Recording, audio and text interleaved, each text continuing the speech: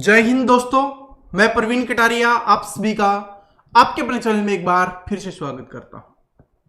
दोस्तों, आज से हम शुरुआत कर रहे हैं एसएससी जीडी 2025 के लिए आपकी मैथ के प्रीवियस ईयर क्वेश्चंस का सॉल्यूशन कर रहे हैं, जो आपके पिछले साल, अब 2025 के लिए तो पिछला साल हो गया, लेकिन अभी 2024 जो फरवरी में आपके एग्जाम हुए थे, उन एग्जाम के पेपर का हम सॉल्यूशन यहां पर कर रहे हैं। गणित का ये हमारा पहला पेपर होने वाला है। 53 दिन हम 53 पेपर यहां पर करने वाले हैं। और आज का जो पेपर है वो 20 फरवरी 2024 को फर्स्ट शिफ्ट में एग्जाम हुआ था। 9 बजे से लेकर 10 बजे वाली शिफ्ट में आपका ये एग्जाम हुआ था। उसका सॉल्यूशन हम यहां पर कर रहे हैं। यहां पर आपको दिखाई देता रहेगा कि कौन सा दिन है, कौन सा पेपर है, और क्वेश्चंस कैसे हैं वो तो आपको पेपर करेंगे सोल्व तो उसमें दिखते ही रहेंगे। देखिए, एसएससी जीडी 2024 में आपकी जो भी गलती रह गई हो या आप पहली बार ही एग्जाम दे रहे हो, कोई दिक्कत नहीं है। सारी चीजों को भूल जाओ, बस एक ही फोकस रखो कि इस बार मुझे एसएससी जीडी की खाकी वर्दी पहननी है, इस बार मुझे फौजी बनना है और देश की सेवा करनी है। तो आप सभी के लिए मैंने एक शायरी लिखी है, ठीक है, ध्यान से सुनना कि वर्दी तू मेरी जान है, तुझी से मेरी पहचान है। वर्दी तू मेरी जान है, तुझी से मेरी पहचान है, तेरे लिए सब कुर्बान है, तू मेरे देश की शान है। शायरी कैसी लगी कमेंट करके जरूर बताना। तो चलिए अब शुरुआत करते हैं। ठीक है भाई, वर्दी है वो आपकी जान बनने वाली है और जान के साथ साथ आपकी पहचान भी बनने वाली है। ये आप सभी भी जानते हो, क्योंकि आपको एक फौजी के रूप में देखा जाएगा। जिस दिन आपके बदन पर वो खाकी वर्दी आ जाएगी फौज वाली, आपको फौजी की तरह देखा जाएगा और अपने देश की तो वो शान होती ही है, ये तो आप सभी जानते ही हो। तो चलिए शुरुआत करते हैं। क्वेश्चन नंबर फर्स्ट है आपका, जो आपका 20 फरवरी 2024 को फर्स्ट शिफ्ट में पूछा गया था। क्वेश्चंस को ध्यान से समझो, ठीक है। बाकी दिमाग में सेट मैं आपको करवा दूंगा, बस आप क्लास को देखते रहना, समझ में आ जाएगा आराम से, सब कुछ हो जाएगा। देखो, और भाई ये रियल पेपर है, रियल क्वेश्चंस हैं, तो थोड़ी सी मेहनत आपको करनी पड़ सकती है। चलो शुरुआत करते हैं। 7,200 रुपए को PQR के बीच में क्रमशः 1/2, 4 और 3/2 के अनुपात में बांटा जाता है, तो R का हिस्सा कितना है। अनुपात का एक क्वेश्चन है, बहुत ही इजी क्वेश्चन है। इसमें बोला गया 3 लोग हैं। कौन कौन है? P है, Q है और R है। ये 3 लोग हैं। इनके बीच में 1/2, अनुपात में 4, अनुपात में 3/2 में बांटा गया है। ठीक है, तो हमसे पूछा है कि R का हिस्सा कितना होगा, कि R को कितने रुपए मिलने वाले हैं। टोटल रुपए कितने अपने पास? 7,200 रुपए हैं, ये भी बताया गया है। देखो, अगर ये सिंपल अनुपात होता हम आराम से कर लेते, लेकिन अगर सिंपल ना हो तो सिंपल बनाना पड़ेगा। सिंपल बनाने का सबसे अच्छा तरीका है कि जो नीचे वाला हो उसके एलसीएम से आप ऊपर गुना कर दीजिए, आराम से सिंपल बन जाएगा। 2 का एलसीएम क्या होगा भाई? इधर भी 2 है, इधर भी 2 है, तो एलसीएम क्या होगा? 2 ही होगा। तो ऊपर 2 से गुना कर दो, इधर भी 2 से गुना कर दो, इधर भी 2 से गुना कर दो, इधर भी 2 से गुना कर दो। ये गुना में है, स्क्वायर पे नहीं है। तो 2 से गुना करोगे तो नीचे से ये कट जाएगा 2, कितना बच गया? 1। अनुपात में 4 गुना 2 कितना आ गया? 8 आ जाएगा। इधर से 2 से 2 कट गया, कितना आ जाएगा? 3 आ जाएगा। तो अनुपात में हमने सिंपल बनाया तो कितना बन गया? 1:8:3। पता है कैसे बनाया? 2 से गुना किया है हमने एलसीएम से ऊपर, तो 2 से 2 कट गया, तो इधर सिर्फ 1 बच गया। यहां पर कुछ भी बटे में नहीं था तो कटेगा नहीं, सिर्फ गुना हो जाएगा। 4 दूनी 8 हो जाएगा। इधर ये 2 से 2 कट गया तो 3 बच गया, तो 3 आ जाएगा। 1:8:3 आ गया। ये P का है, ये Q का है, ये R का है। अब टोटल रुपए कितने हैं अपने पास? 7,200। ये किसके बराबर होगा? टोटल अनुपात के बराबर होगा। टोटल अनुपात कितना है? 8, 3, 11 और 1, 12। 12 अनुपात बराबर कितना हो जाएगा? 7,200। तो 12 अनुपात का मान हमारे पास 7,200 है। एक अनुपात का मान होगा इसके बटे में 12 लिखेंगे तो कितना हो जाएगा आपका, ये 600 हो जाएगा। यानी कि एक अनुपात का मान कितना आ गया, 600 आ गया। अब हमसे किसका पूछा है, आर का। आर ये वाला है, इसका अनुपात कितना है, 3। जब एक अनुपात का मान 600 है तो 3 अनुपात का मान 600 गुना 3 हो जाएगा 1800 रुपए आपका आंसर हो जाएगा। 1800 ऑप्शन नंबर सी। भाई जब एक अनुपात का मान हमारे पास 600 है, 3 का चाहिए तो 3 से गुना कर देंगे तो कितना आ जाएगा, 1800 रुपए तो आएगा। बस बताओ, आराम से हो गया। अनुपात का ये बिल्कुल अच्छा क्वेश्चन, बिल्कुल बेसिक क्वेश्चन था, बस थोड़ा सा आपको इसको सिंपल करना था। चलो अगला क्वेश्चन सिंप्लीफिकेशन का है, और सिंप्लीफिकेशन के अच्छे क्वेश्चंस आपके एग्जाम में पूछे जाते हैं। सिंप्लीफिकेशन का मतलब है कि इसको सिंप्लीफाई करना होता है, और इसको सिंप्लीफाई कैसे करते हैं, हम करते हैं बोर्ड मास से। इसको याद कर लेना, किससे करते हैं, बोर्ड मास से। इसका मतलब क्या होता है, बी का मतलब होता है ब्रैकेट। ठीक है, जो आपके ब्रैकेट होते हैं, सबसे पहले छोटे वाला ब्रैकेट, फिर आपका बीच वाला ब्रैकेट। ठीक है, जो आपका बीच वाला ब्रैकेट होता है ये वाला, ठीक है, और उसके बाद बड़े वाला ब्रैकेट। ऐसे हमें सोल्व करना होता है। ओ का मतलब होता है ऑफ, या हिंदी में इसको का लिखा जाता है, इसको सोल्व करेंगे। फिर डी का मतलब होता है डिवीजन या भाग बोल सकते हो। एम का मतलब होता है मल्टीप्लाई यानी गुना सोल्व करेंगे। ए का मतलब होता है एडिशन जोड़ सोल्व करेंगे। एस का मतलब होता है सब्ट्रैक्शन घटा सोल्व करेंगे। ऐसे अपने को करना है। ठीक है जी, समझ में आ गया ये। तो बोर्ड मास को फॉलो करना है और हमें इसको सोल्व करना है। तो चलिए इसको सोल्व कीजिए। यहां पर अलग अलग ब्रैकेट्स में दिए गए हैं, तो हम ये वाला ब्रैकेट को सोल्व कर लेते हैं। इस वाले को सोल्व कर लो और इस वाले को सोल्व कर लो, तीनों को। चलो करते हैं। यहां से आया, जोड़ में है तो कितना आ जाएगा, 40। इधर गुना में है तो गुना ही रहेगा। इसको सोल्व करेंगे, 44 को 2 से भाग देंगे, कितना आ जाएगा, 22 आ जाएगा। ओके, गुना में है तो गुना में। इसको सोल्व करेंगे, 5 गुना 5 25 आ जाएगा। बस अब 40 गुना 22 गुना 25 कर दो, आपका आंसर निकल के आ जाएगा। तो इसको गुना करोगे तो 25 को अगर 20 से गुना करते 500, 550 हो गया। इन दोनों को गुना किया, 550 आ गया। और इधर 40 से गुना और करना है। 40 से गुना करोगे तो 2 जीरो तो हो गई है। ठीक है, अब 55 को 4 से गुना कर लो। 55 दूनी 110 होता है, और 55 चौके कितना हो जाएगा, 220 हो जाएगा। तो 220 आपका यहां पर आ जाएगा। ये किस में हो गया, 22,000 आ गया। तो option number B correct answer हो जाएगा। ठीक है, समझ में आ गया। किसी को कोई प्रॉब्लम? भाई एस ब्रैकेट में है ना ये, तो ब्रैकेट को हमने सोल्व कर लिया अलग अलग। फिर गुना में है तो हमने इसको गुना कर दिया, और हमारा आंसर है वो आराम से निकल के आ गया। 5 चौके 20, 0 2, 5 चौके 20 और 2 22, ये हमने लिखा। ऐसे भी कर सकते हो, जैसे आपका दिल करे। समझ में आ गया। चलो आगे अगला क्वेश्चन देखिए क्या है कि यदि एम एन का अनुपात 9:6 दिया गया है। यहां पर हमें m का अनुपात दिया गया है और n का अनुपात दिया गया है। m का कितना दिया गया है, 9 दिया गया है, और n का कितना अनुपात दिया गया है, 6 अनुपात हमें दिया गया है। तो हमसे पूछा है कि m प्लस n अनुपात में m माइनस n का मान कितना होगा। यानी एक बार दोनों को जोड़ना है और एक बार घटाना है, और अनुपात अपने को बताना है। ऐसे लिखो, m का मान कितना है, 9 है, तो 9 प्लस में 6 लिखेंगे। अनुपात में 9 माइनस में 6 लिखेंगे। इधर जोड़ेंगे तो कितना आ गया, 9 और 6 15, माइनस करेंगे कितना आ गया, 3 आ गया। काट दो, 5 3 15 और 3 एकम 3, 5:1 आंसर हो जाएगा। 5:1 आंसर हो गया, ऑप्शन नंबर डी। जल्दबाजी नहीं करनी है। अगर जल्दबाजी करोगे तो आपको 1 और 5 दिखेगा, आप इसको टिक कर दोगे, लेकिन ये गलत हो जाएगा। पहले वाला अनुपात आपको पहले लिखना है, दूसरे वाला अनुपात आपको दूसरे लिखना है। ठीक है जी, ऐसे स्टार्टिंग का शुरुआत में लिखना है और जो लास्ट वाला है उसको बाद में लिखना है। तो 5:1 इसका आंसर होगा। 1:5 करके गलती मत कर देना। बड़ा सिंपल क्वेश्चन था, बिल्कुल ही आसान है। कुछ नहीं करना था, बस जोड़ना ही था और एक बार घटाना था।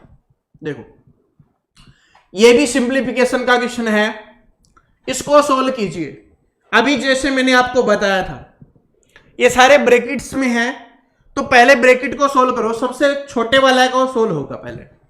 छोटे वाला यहां पे शुरुआत है और यहां तक है, तो इस पूरे को हमें सोल्व करना है। चलो पूरे को सोल्व करेंगे, उसके बाद क्या है, गुना, भाग और जोड़। तो पहले क्या सोल्व होगा, भाग। तो 72 को 24 से भाग देंगे, कितना आ जाएगा 3, इसके स्थान पर 3 आ गया। फिर क्या होगा, इन दोनों का गुना, तो 175 गुना 3 करना है। डायरेक्ट जो कर सकता है वो डायरेक्ट कर लो, जो डायरेक्ट नहीं कर सकता वो कैसे करो। देखो 5 3 15 1, ठीक है, 21 1 22, 2 और 3 और 2 5, 525 आ गया। जो डायरेक्ट कर सकते हैं या जैसे भी आपका दिल करे, आपका दिमाग काम करे, वैसे आप कर सकते हो। देखो 150 होता तो 3 से करते तो 450 हो जाता, 25 75 और जोड़ लो, 450 में 75 जोड़ोगे 525 आएगा, ठीक है ऐसे। तो इसका आ गया 525, तो यहां पर गुना किया तो 525, प्लस में अब 5 जोड़ेंगे तो कितना आ जाएगा, 530 आ जाएगा। कितना आ गया, 530। अब इस पूरे को सोल्व हो गया छोटे वाला ब्रैकेट। अब बीच वाले ब्रैकेट को सोल्व करेंगे तो गुना में 20 भी है तो कर दो, तो गुना में 20 करेंगे तो 2 0 आ गया, 3 दूनी 6 और 10 ये आ गया। अब ये पूरा सोल्व हो गया। अब भाग में 2 है तो भाग में 2 लिख दो, तो काटो, 2 5 10, 2 3 6, कितना आ गया, 5300 आ गया। ठीक है, कितना आ गया, 5300 आ गया। और ऑप्शन नंबर ए में ही दिया गया है, तो ऑप्शन नंबर ए ही क्या हो जाएगा, आपका यहां पे करेक्ट आंसर हो जाएगा। ठीक है जी, समझ में आ गया कैसे करना था। बड़ा सिंपल है, छोटे वाले ब्रैकेट को और फिर उसमें जो बोर्ड मास कुछ नहीं करना, बस ये जिसको पता है ना वो इसको आराम से कर लेगा, उसको कोई भी प्रॉब्लम नहीं होने वाली है। ओके, और कोई भी क्वेश्चंस में अगर आपको प्रॉब्लम रह जाती है, वैसे तो रहेगी नहीं भाई, बड़े आराम से समझा रहा हूं, ठीक है, और बिल्कुल ही इजी क्वेश्चन है, ऐसा नहीं कि बहुत ज्यादा हार्ड क्वेश्चन है, आराम से आप इसको सोल्व कर सकते हो। ये तो दोबारा आ गया। चलो ये वाला देखो, ये वाला अच्छा क्वेश्चन है आप सभी के लिए। आप खुद भी ट्राई करने की कोशिश करो, क्योंकि आप तैयारी कर रहे हो तो आपको पता चलेगा कि आप पेपर में कितने क्वेश्चन सही कर सकते हो। ठीक है, आपकी तैयारी कितनी है और कौन से टॉपिक में आपको प्रॉब्लम आती है। देखो, एक कुर्सी का अंकित मूल्य 2000 रुपए है, 20% की और x% की 2 क्रमिक छूट देने के बाद वह कुर्सी 1400 रुपए में बेची जाती है, तो x का मान कितना होगा, ये अपने को बताना है। इसको आप कई तरीके से इस क्वेश्चन को सोल्व कर सकते हो, लेकिन एक ऐसा तरीका बताता हूं, बस थोड़ा सा दिमाग लगाना है और आंसर आराम से निकल जाएगा। सबसे पहले देखो क्या है कि कुर्सी का अंकित मूल्य कितना दिया गया है, हमें 2000 रुपए अंकित मूल्य दिया गया है कि कुर्सी का अंकित मूल्य 2000 है। फिर बोला कि 20% की छूट दी जा रही है, इस पे 20% की छूट दी जा रही है, इसका मतलब 400 रुपए की छूट दी जा रही है। कितने की, 400 रुपए की छूट दी जा रही है, तो इसका मतलब कितना हो गया, 1600 रुपए हो गया कुर्सी का मूल्य जो बेचा जाना। लेकिन उसके बाद बोला गया है फिर से और छूट दी जाती है, और वो है अपने को x%। हमें नहीं बताया गया कि कितने प्रतिशत की छूट है, हमसे पूछा गया है कि कितने प्रतिशत की छूट है। चलो कोई दिक्कत नहीं है, यहां पर कोई ना कोई छूट दी जाएगी। उसके बाद कुर्सी को बेचा जाता है कितने रुपए में भाई, 1400 रुपए में। कुर्सी का मूल्य यहां पर 1600 रुपए था, लेकिन छूट देने के बाद कितना हो गया, 1400 रुपए हो गया। इसका मतलब छूट कितने रुपए की दी गई है, 200 रुपए की छूट दी गई है। तो बस आराम से निकाल दो। जब आपको यह पता चल गया कि 200 रुपए की छूट दी गई है, कितने रुपए में, 1600 रुपए था, इसमें से ही तो 200 की दी गई है, तो 1600 बटे में लिख दो और गुना में 100 लिख दो। 2 0 से 2 0 कैंसिल हो गया, 2 से काटा 8 पे, 4 से काटा 2 पे, 4 से काटा 25 पे, कितना आ गया, 25 बटे 2 की छूट, या इसको लिख दो 12.5 की छूट, 12.5%, या इसको 12.5% भी आप लिख सकते हो। तो इतने की छूट हो जाएगी, ऑप्शन नंबर ए। बताओ समझ में आया। अब थोड़ा पेन पे फोकस और बोर्ड पे फोकस कम करो, मैं आपको जो बता रहा हूं उस पे ध्यान दो। कैसे सिंपल बनाना है।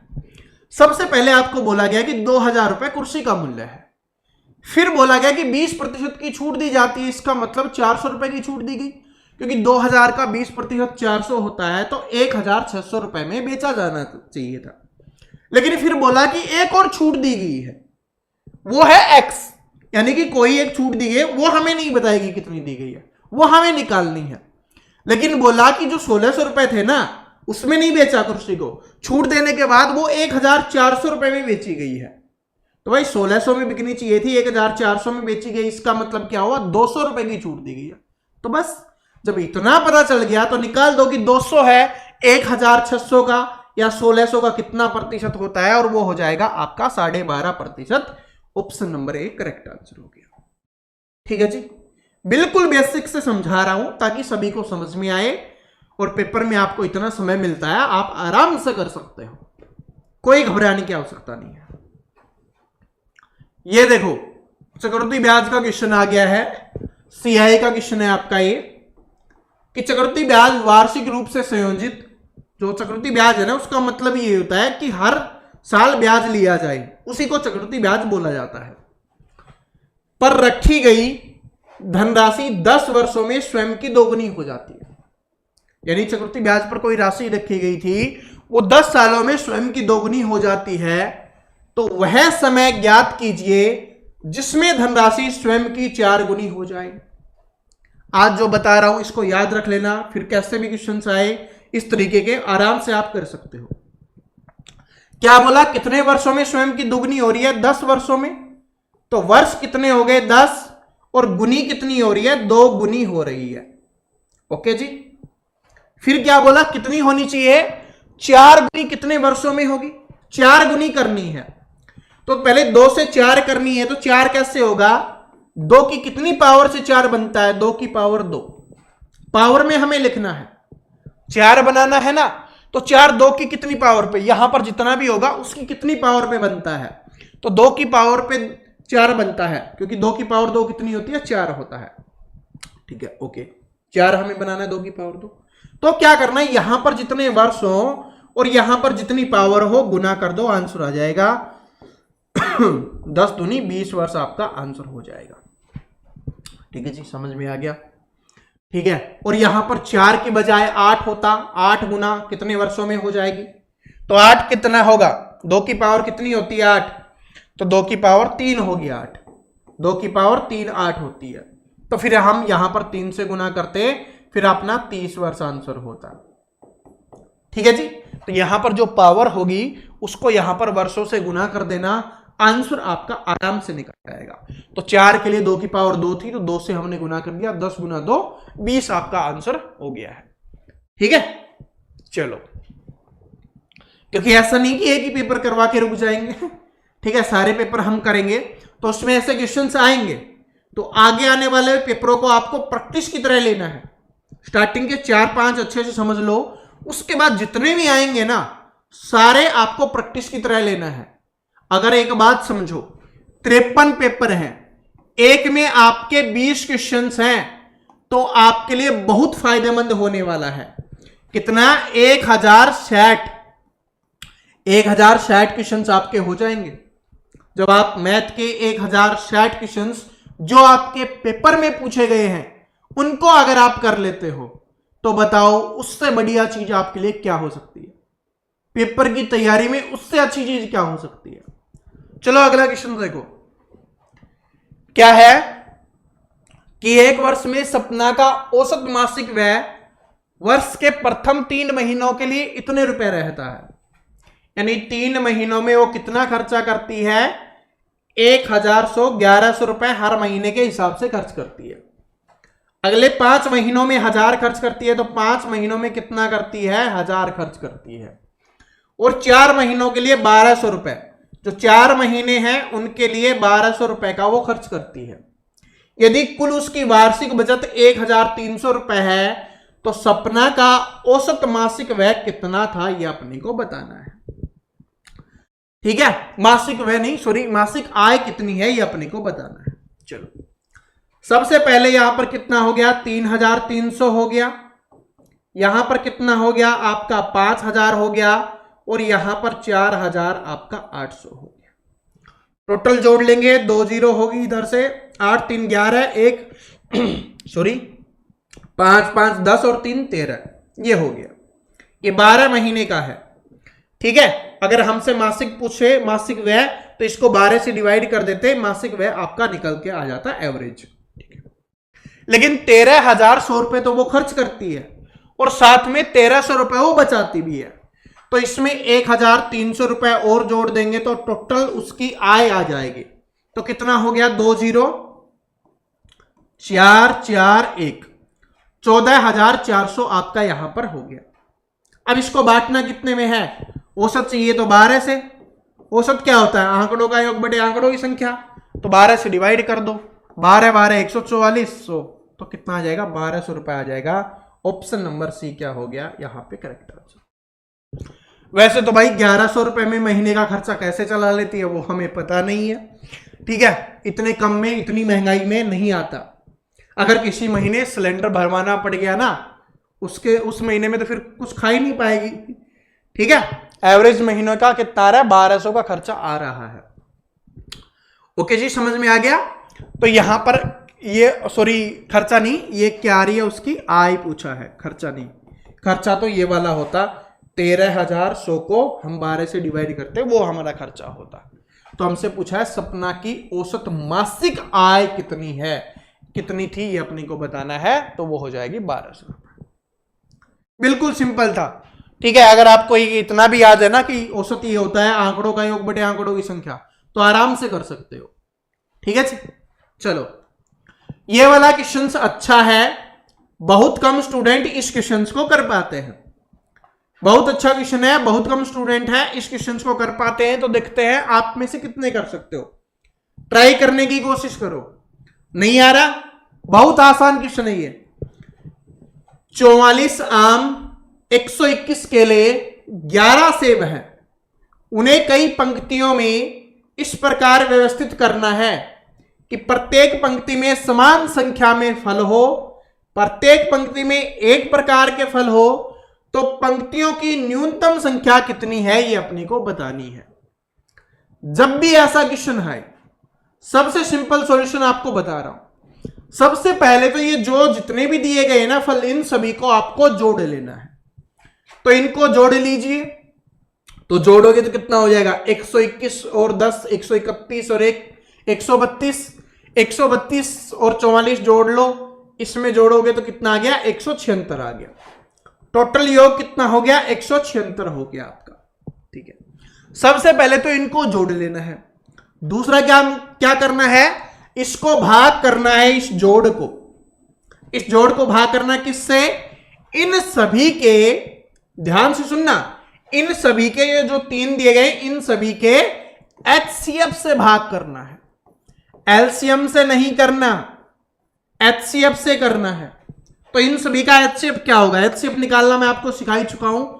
तो सबसे छोटी संख्या 11 है, क्या 11 से सारे डिवाइड हो रहे हैं, तो 11 11 121 हो रहा है, 11 चौक 44 हो रहा है, तो इसका मतलब 11 है, वो क्या हो जाएगा, इसका एचसीएफ हो जाएगा। तो बस इसको 11 से डिवाइड कर दो, 11 कम 11, 11 से 66, 16 इसका आंसर हो जाएगा, ठीक है। तो पंक्तियों की न्यूनतम संख्या कितनी हो जाएगी, 16 हो जाएगी, ऑप्शन नंबर 1। कैसे करना है, सभी का जोड़ करो और साथ में इन तीनों के एचसीएफ से भाग कर दो, आंसर आपका आराम से निकल जाएगा। बस बताओ, आराम से बन गया ना इजी क्वेश्चंस। ये देखो, ये थोड़ा सा दिमाग लगाना है, लॉजिक लगाना है, आराम से हो जाएगा। साधारण ब्याज का मतलब क्या होता है, साधारण ब्याज का मतलब होता है हर साल का ब्याज बराबर। बस ये बात समझाना जरूरी है, क्वेश्चन फिर बिल्कुल आसान हो गया। साधारण ब्याज का मतलब क्या होता है, हर साल का ब्याज बराबर। देखो, किसी धनराशि पर 40 वर्षों तक प्राप्त साधारण ब्याज उस धनराशि का 2/5 है, तो वार्षिक ब्याज दर कितनी है, 2/5 है।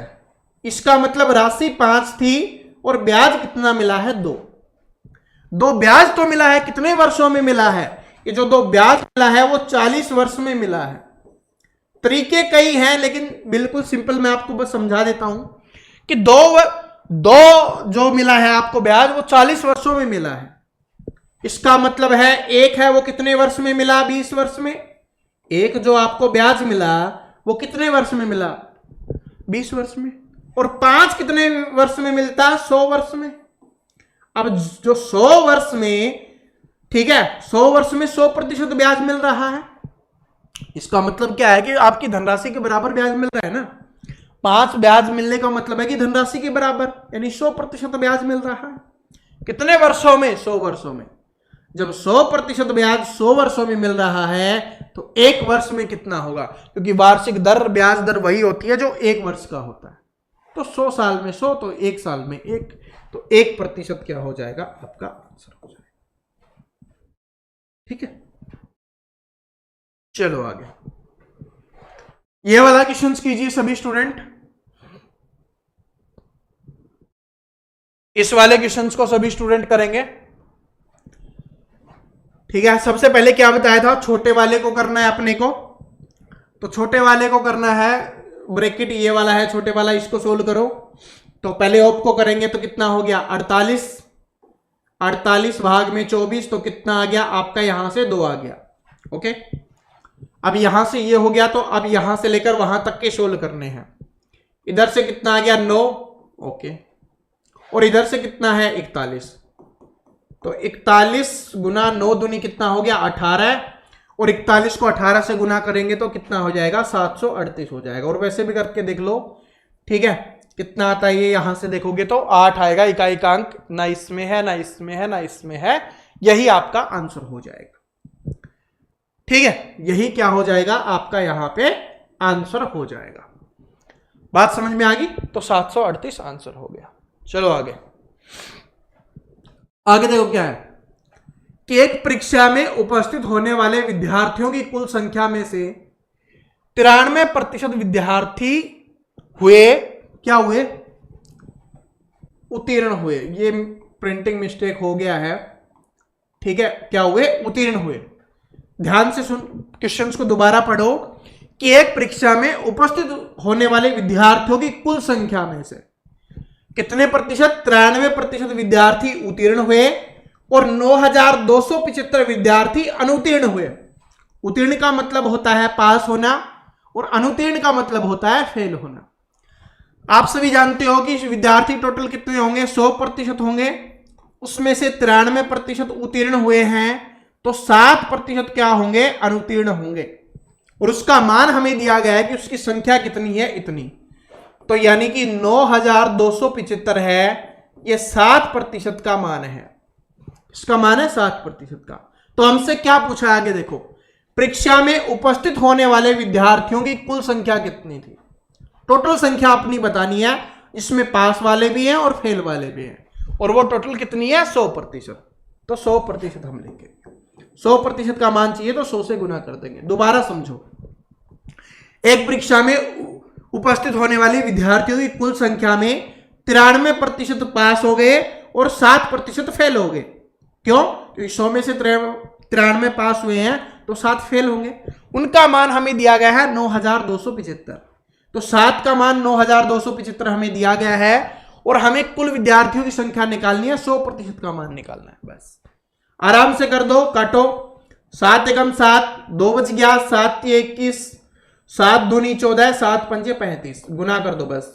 13 25 के आगे 2 0 लगा दो, आंसर आ गया। कितने विद्यार्थी हैं, 13 25 के आगे 2 0, ऑप्शन नंबर सी है, करेक्ट आंसर हो गया। ठीक है जी, ऐसे करना है आराम से भाई। टोटल 100%, पास वाले घटा लेंगे तो फेल वाले बच जाएंगे। उनका मान हमें दिया गया था, टोटल का पूछा था, तो 100% का मान हमने आराम से निकाल दिया। चलो आगे देखो, काम और समय का है। ठीक है, पेन लगाने की आवश्यकता नहीं है, बिना पेन के करना है आपको। आराम से कर सकते हो कि आर एक काम को 90 दिन में पूरा कर सकता है।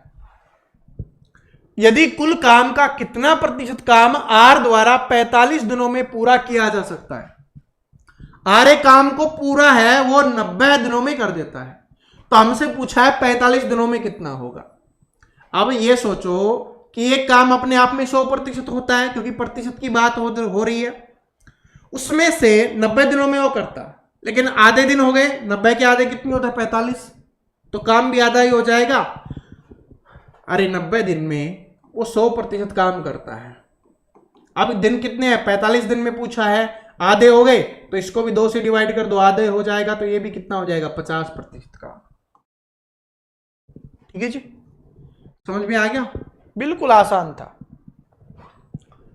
ये है। ठीक है, बैट बल्ला अभी आपका क्रिकेट खत्म हुआ है ना, आईपीएल वर्ल्ड कप भी आने वाला है, सॉरी आईपीएल खत्म हुआ है और क्रिकेट वर्ल्ड कप T20 आने वाला है, ये बोला है। ठीक है, चलो। रोहित 2320 रुपए में एक पुराना बल्ला खरीदता है। कितने रुपए में खरीदता है, 2320 रुपए में। उसके बाद उसकी मरम्मत में 180 रुपए खर्च कर देता है। भाई पुराना खरीदा है तो मरम्मत उसको ठीक करवाने में 180 रुपए वो खर्च कर रहा है। ठीक है, तो यानी कि उसने कितने रुपए में टोटल पड़ गया उसको, 2500 रुपए में बल्ला पड़ गया उसको, खेलने लायक बन गया। अब वह उसे 2400 रुपए में बेच देता है। ठीक है, बचपन में ऐसा होता था 90s में, अब का पता नहीं है, कि कुछ सामान ले आए और घर वालों ने देख लिया तो वापस करवा देते थे, तो वही हाल हो गया। बेचारा लेके आया 2320 में पुराना, ये खर्च भी कर दिया, फिर घर वालों ने बोला वापस करके आ, 2400 में बेचना पड़ गया उसको। ठीक है, तो आपसे पूछा है हानि प्रतिशत। जब ये बताओ 2500 रुपए में खरीदा, 2400 रुपए में उसने बेचा, तो हानि कितने की हुई, 100 रुपए की हानि हुई।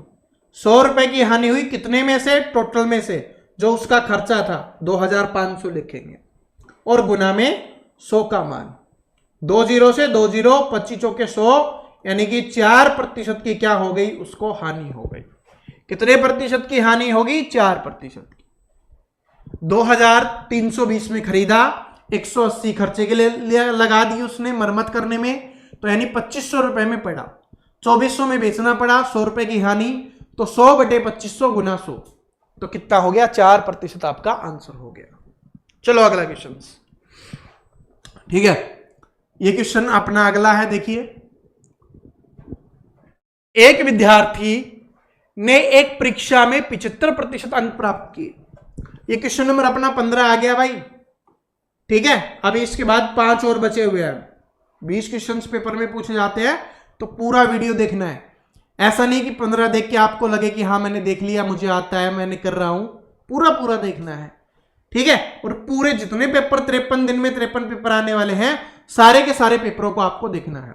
देखो, एक विद्यार्थी में एक परीक्षा में 75% अंक प्राप्त किए और उसे 60% अंक प्राप्त करने वाले दूसरे विद्यार्थी के अंक से 30 अंक अधिक प्राप्त हुए, तो परीक्षा में अधिकतम अंक कितने थे?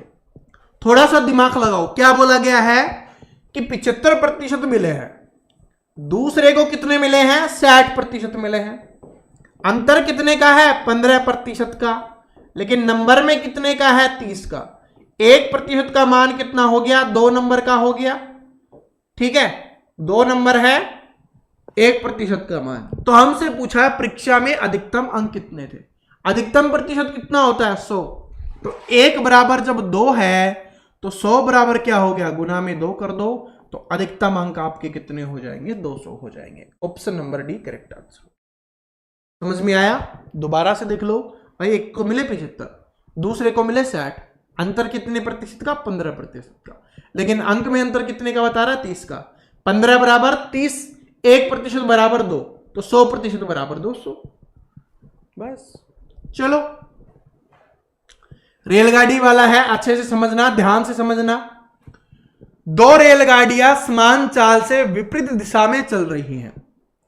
जब भी रेलगाड़ियां हैं विपरीत दिशा में चलती है, यानी एक इधर चल रही है, एक इधर चल रही है, तो जो उनकी स्पीड होती है वो जुड़ जाती है, प्लस हो जाती है। ठीक है, ये बात ध्यान रखना। अलग अलग दिशाओं में चल रही है, विपरीत दिशाओं में चल रही है तो जुड़ जाएगी, एक ही दिशा में चल रही है तो घट जाएगी। स्पीड की मैं बात कर रहा हूं, गति की, चाल की बात कर रहा हूं। यदि प्रत्येक रेलगाड़ी की लंबाई 320 मीटर है, यानी कि एक रेलगाड़ी है वो 320 मीटर की है, 2 रेलगाड़ियां हैं तो 640 मीटर की दोनों की लंबाई हो जाएगी। और वे 18 सेकंड में एक दूसरे को पार करती हैं। अब 640 मीटर दोनों की लंबाई होगी, क्योंकि दोनों को पार करना पड़ेगा। देखो ऐसे आ रही है, ये ऐसे पार करेगी तो इसकी लंबाई प्लस में इसकी लंबाई दोनों को पार करनी है, तो वो होगी 640 और इसको 18 सेकंड में पार करती है। तो हमसे पूछा है प्रत्येक रेलगाड़ी की चाल कितनी है, ये अपने को बताना है। तो 640/18 हो गया, लेकिन अगर आंसर मीटर पर सेकंड में होता है ऐसे ही लिख देते हम, लेकिन ये किलोमीटर प्रति घंटा में है। ये कितना है, मीटर पर सेकंड है, इसको किलोमीटर प्रति घंटा में बनाना है। तो बड़ा बनाना है तो क्या बताया था, 18/5 से हमें गुना करना पड़ेगा। तो काट दो, 18 से 18 कट गया, 5 से काटोगे तो 5 एकम 5, ठीक है, 1 5 दूनी 10, 5 अंठे 40, कितना आ गया 128 किलोमीटर प्रति घंटा स्पीड आ गई। अब स्टूडेंट सोच रहे होंगे सर जी इसमें तो नहीं दिखाई दे रहा। देखो मैंने क्या बताया था कि चाल आपस में जुड़ जाती है, तो ये जो स्पीड है वो किसकी है, 2 ट्रेनों की है, लेकिन हमें तो एक ट्रेन की चाल बतानी है। तो प्रत्येक रेलगाड़ी की चाल हमसे पूछिए ना, ये 2 की है तो इसको 2 से डिवाइड कर दो, तो 2 6 12, 2 चौके 8, कितना हो जाएगा 64 किलोमीटर प्रति घंटा हो जाएगा। तो ऑप्शन नंबर सी आपका यहां पर आंसर। अब कुछ स्टूडेंट सोचेंगे क्या सर जी यहां पर मीटर पर सेकंड निकाल लो, कैलकुलेशन में फिर और समय लगेगा। यहां पर डायरेक्ट गुना कर दोगे, पहले मीटर पर सेकंड निकालोगे, फिर 18/5 से गुना करोगे, फिर आएगा, ठीक है। कैलकुलेशन में समय लगेगा क्योंकि दशमलव में आएगी, ठीक है। यहां से करोगे तो डायरेक्ट आपका हो जाएगा, तो डायरेक्ट कर दिया करो, इस बात का ध्यान रखना, ठीक है। जो 2 चीज बताई थी कि अगर सेम दिशा में जा रही है तो स्पीड माइनस होती है, और विपरीत दिशा में आ रही है तो स्पीड प्लस होती है। चलो आगे अपना अगला क्वेश्चन है, ये वाला क्वेश्चन देखिए क्या है कि किसी वस्तु का विक्रय मूल्य 5175 रुपए है, उस पर 25% की छूट दी गई है, तो वस्तु का अंकित मूल्य कितना है। मुझे नहीं लगता है इससे आसान क्वेश्चन आपके एग्जाम में पूछा जा सकता है। भाई आपको विक्रय मूल्य दिया गया है कि मतलब इतने में बेचा गया है। विक्रय मूल्य का मतलब क्या होता है, वो मूल्य जिस पर वस्तु को बेचा जाता है, और क्या है 25% की छूट दी गई है, तो इसका मतलब 25% की छूट दी गई है तो 75% में बेचा गया है, और 75% का मान कितना दिया गया है हमें, 5175 हमें दिया गया है। तो हमसे क्या पूछा है, तो वस्तु का अंकित मूल्य कितना होगा, अंकित मूल्य होगा 100%, तो 100% का मान हमें निकालना है। 25 75, 25 चौके 100, ठीक है, 25 75, 25 चौके 100, इसको आप 3 से काट लो, 3 एकम 3, 3 7 21, 3 दूनी 6, 3 पंजे 15, इसको गुना कर लो, आपका आंसर आ जाएगा 1725 गुना में 4, ठीक है। वैसे हम 100 को नहीं काटते तो डायरेक्ट 2 0 लग जाती, कोई बात नहीं। 17 दूनी 34, 68, ये आ गया 6900, ठीक है। तो ऑप्शन नंबर बी है यहां पर करेक्ट आंसर हो जाएगा। कैसे किया भाई, 1700 होता 4 से गुना करते तो 1700 के 68 होता है तो 6800 हो जाता, 25 है 4 से गुना करेंगे 100 हो गया, तो 6800 प्लस में 100 तो कितना हो गया 6900, तो 6900 आपका आंसर हो गया ऑप्शन नंबर बी 6900। चलो आगे, अगला क्वेश्चन देखिए आपका कि ए और बी दोनों 5000 प्रति घड़ी की दर से अपनी घड़ियां बेच रहे हैं, यानी कि 2 व्यक्ति हैं ए और बी, दोनों ने 5-5 हजार रुपए में अपनी घड़ियां बेच दी। ए को 25% का लाभ अर्जित करता है, जो ए है वो 25% का लाभ अर्जित करता है, जबकि जो बी है वो 10% की हानि होती है, जो बी है उसको 10% की हानि होती है। तो ए और बी के क्रय मूल्य का अनुपात कितना होगा। क्रय मूल्य हमसे नहीं पूछा, क्रय मूल्य का अनुपात हमसे पूछा है, ठीक है। बड़े आराम से करते हैं, कई तरीके से आप इसको सोल्व कर सकते हो, लेकिन देखो सिंपल तरीका क्या है भाई, 5000 रुपए में बेचा है तो एक तो ए है एक बी है, क्रय मूल्य पहले ए का क्रय मूल्य निकालते हैं। 5000 रुपए में बेचा है, लेकिन 5000 रुपए में बेचने पर उसको 25% का लाभ हो रहा है। इसका मतलब जो 5000 है वो 125 का मान है। अगर हम 100 का मान निकाल देंगे तो ए का क्रय मूल्य आ जाएगा। क्या इतनी बात सभी स्टूडेंट समझ गए? भाई 5000 रुपए में बेचा है, 25% का लाभ हो रहा है, इसका मतलब 125 में बेचा है। और हमें क्रय मूल्य निकालना है तो 125 का मान हमारे पास है, 100 का मान निकालेंगे, ऐसे निकलेगा। अरे ऐसे हुआ ये 125 का मान कितना 5000, 1 का मान निकालेंगे इसके बटे में 125, 100 का मान निकालेंगे गुना में 100। इतने छोटे बच्चे नहीं हो कि हर बार ये सिखाऊं, ऐसे सीख जाओ डायरेक्ट। अनुपात है तो अनुपात, दूसरे वाला कितना है 5000 रुपए में बेचा है, 10% की हानि हो रही है, इसका मतलब 90% में बेचा है, 90% का मान है ये। हमें क्रय मूल्य निकालना है तो 100% का मान हमें निकालना है। अब जो जो कट रहा है वो काट दो। तो यहां से 5000 से 5000 कट गया, 100 से 100 कट गया, क्योंकि ऊपर है तो ऊपर ऊपर से ऊपर वाला कट जाएगा। यहां से ये 90 इधर आ जाएगा और ये ऊपर चला जाएगा। इतना तो पता है ना, इतना तो आप सभी को पता होगा, क्योंकि ये क्रॉस मल्टीप्लाई होते हैं। ठीक है, क्रॉस मल्टीप्लाई होते हैं तो ये ऊपर इधर चला जाएगा, ये इधर। काट दो, 5 से काटो तो 5 कम 5 कितना बच गया, 4 अंठे 18, 5 से काटो 25 पे कितना आ गया 18, अनुपात 25 आ गया। तो ऑप्शन नंबर सी क्या हो गया आपका आंसर। आपको निकालने की भी आवश्यकता नहीं है।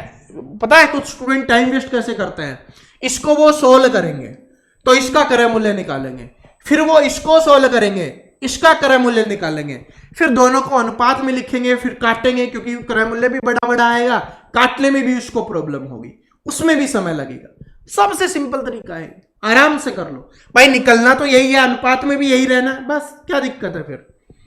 ठीक है, चलो आगे देखो कि एक क्रिकेट में 7 पुरुषों की आयु दी गई है, 26, 25, 21, 29, 24, 28 और 22 है। उनकी औसत आयु कितनी है बताओ। इससे आसान क्वेश्चन कोई हो सकता है? बस इसमें आपको क्या करनी है, कैलकुलेशन करनी है, इसके अलावा आपको कुछ भी नहीं करना। क्योंकि औसत निकालने का क्या फॉर्मूला होता है, आंकड़ों का योग बटे आंकड़ों की संख्या। तो आपको इन सभी को जोड़ना है, आपको क्या करना है, इन सभी को जोड़ना है और 7 से भाग कर देना है, आपका आंसर आ जाएगा। आराम से कर सकते हो। ठीक है, ये तरीका। लेकिन एक तरीका मैं आपको बताता हूं जो आपके लिए, अगर आप जोड़ने में आपको प्रॉब्लम होती है, लगता है थोड़ा बोरिंग सा है, इनको कौन जोड़ेगा, एक तरीका है, इनमें से कोई भी एक संख्या मान लो जो आपको लगता है कि यार वो ठीक है। तो हमने 25 मान ली, क्योंकि 25 थोड़ा ठीक लगता है। ठीक है, आप कुछ भी मान सकते हो, जरूरी नहीं 25 ही। 25 माना क्योंकि इन सभी के बीच में है। ठीक है, तो 25 हमने मान लिया कि 25 संख्या है। अब क्या करना है देखो मैं समझाता हूं। 25 मान लिया, ये कितना है 26 है, मतलब +1 है। ये तो 25 है, इससे कोई फर्क नहीं पड़ता। ये 21 है, यानी कि -4 है। ये है 29 है, मतलब +4 है। ये कितना है -1, अरे मतलब जितना 25 से जितना ज्यादा होगा उसको प्लस लिखेंगे, 25 से जितना कम होगा उसको माइनस लिखेंगे। ये कितना है 25 से +3 है, और ये कितना है 25 से -3 है। अब प्लस प्लस वाले माइनस वाले आपस में काट दो। -4 से +4 कट गया, -1 से +1 कट गया, +3 से -3 कट गया, कुछ भी नहीं बचा, कुछ भी नहीं बचा। तो जो हमने माना था वही आपका आंसर हो जाएगा 25 ही। तो 25 ही आपका यहां पर आंसर हो गया। जोड़ के निकालो तो 25 आ जाएगा, ऐसे करोगे तो भी 25 आ जाएगा। अब सर्ची अगर होता तो जितना बचेगा उसमें से इसमें अगर कम बचता, माइनस का बचता तो माइनस कर लेंगे, प्लस का बचेगा तो जोड़ देंगे, ऐसे करना। ठीक है, जैसे एक बार समझा देता हूं। 1 2 3 आपने माना, 4 और लिख लेते, ये आपने लिखा। ठीक है, ये हमने लिखा। अब हमने मान लिया कि कितना है 3 है, इसका हमने मान लिया 3, तो इसमें से कितना हुआ -2, इधर कितना हुआ -1, इधर 0 है, इधर +1 है। अब क्या हुआ, +1 से कितना है, +1 से -1 कट गया। ठीक, अब कितना बच गया, -2 बच गया। अब -2 बच गया मतलब इसमें कम होना चाहिए। अब इसमें 2 कम थोड़ी ना करोगे, इसका मतलब है कि -2 बच गया 4 संख्याओं में से। तो 4 संख्याओं में से करोगे तो 0.5 हमें करना होगा, तो वो 2.5 आपका आ जाएगा।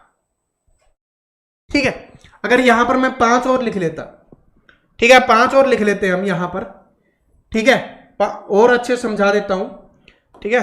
बाकी तो जोड़ करने वाले तो जोड़ से भी कर सकते हैं। 3 हमने लिखा तो माइनस का 2 हुआ, माइनस का 1 हुआ, यहां से प्लस का 1 हुआ और प्लस का 2 हुआ, ठीक है। इससे तो नहीं पता चल रहा, एक 6 और लिख लेते हैं तो प्लस का 3 हुआ, ठीक है। तो माइनस के से प्लस का, प्लस के से ये आपका कैंसिल हो गया, प्लस का 3 बच गया। अब ऐसा नहीं है कि इसमें आप क्या कर दो, +3 कर दो 6 आपका हो जाएगा, नहीं। अभी क्या बताया था कि प्लस का 3 है तो प्लस का 3 रखेंगे, जोड़ना है। अगर माइनस का होगा घटाएंगे, प्लस का है तो जोड़ेंगे। कितनी संख्याएं हैं, 6 संख्याएं हैं, तो यानी 0.5 हमें जोड़ना है तो 3.5 एवरेज होगा। और वैसे भी निकाल के देख लो, ठीक है, 7/2 3.5, ठीक है। बाकी अगर इस झंझट में नहीं पढ़ना चाहते तो आप आराम से ऐसे भी कर सकते हो जोड़ के, जैसा आपका दिल करे। वो समाप्त हो गया, ठीक है। चलो लास्ट क्वेश्चन था, समाप्त हो गया। तो क्वेश्चंस कैसे लगे, क्या आप उनको सोल्व कर पाए, क्लास में कैसा मजा आया है, ये कमेंट करके जरूर बताना, ठीक है। और कल है, दोबारा इसी टाइम पे आ जाना, दूसरा पेपर करेंगे। आज हमारा पहला पेपर था, फिर से बता रहा हूं, पूरे के पूरे पेपर देख लो। इतने क्वेश्चंस आप कर लोगे, 1000+ क्वेश्चंस आपके हो जाएंगे। 1000+ क्वेश्चंस अलग अलग तरीके के आप कर लेते हो, जो आपके एग्जाम्स में पूछा जाता है, तो समझ लो आपकी बल्ले बल्ले है, ठीक है। नहीं करोगे वो आपकी इच्छा है, करोगे वो भी आपकी इच्छा है। सिलेक्शन लेना है, खाकी वर्दी पहननी है फौज की या नहीं पहननी, वो आपके ऊपर डिपेंड करता है, ठीक है। तो वीडियो अच्छा लगा तो लाइक शेयर सब्सक्राइब आप जरूर कर लोगे। मिलते हैं नेक्स्ट वीडियो में, तब तक सभी को धन्यवाद।